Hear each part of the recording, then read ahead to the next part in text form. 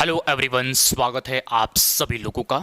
आज हम बात करेंगे भारतीय संविधान की जो प्रस्तावना है उस प्रस्तावना के संदर्भ में कि शब्दशः हमारे देश के संविधान की प्रस्तावना क्या है उसको जानने का प्रयास करेंगे।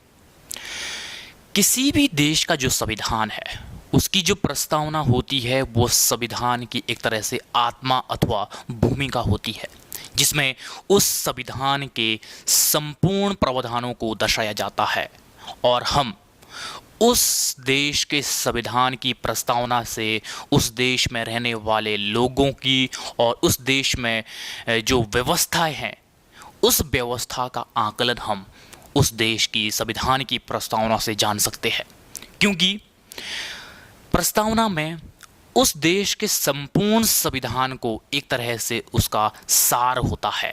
उस सार को हम उस देश के संविधान की प्रस्तावना के द्वारा समझ सकते हैं। तो हमारे देश का जो संविधान है उसकी जो प्रस्तावना है उसकी शुरुआत ही होती है हम भारत के लोग।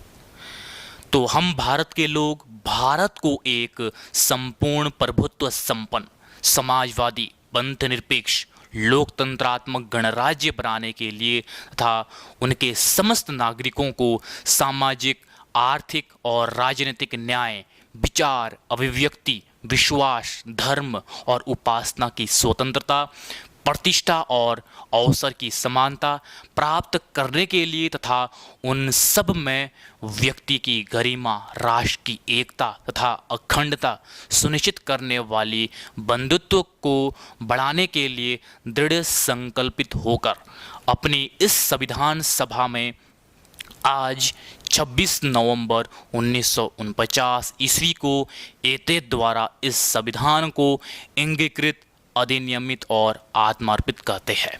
तो इस तरह से हमारे देश के संविधान की ये प्रस्तावना है जिसकी शुरुआत होती है हम भारत के लोग भारत को प्रभुत्व संपन्न।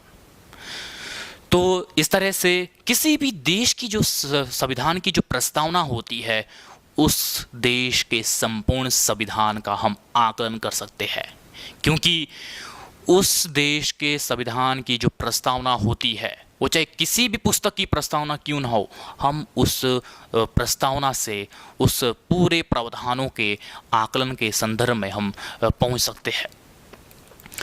जो हमारे देश का जो संविधान है उस संविधान की जो प्रस्तावना है वो एक तरह से उस संविधान की हमारे देश के संविधान का एक परिचय अथवा भूमिका होती है।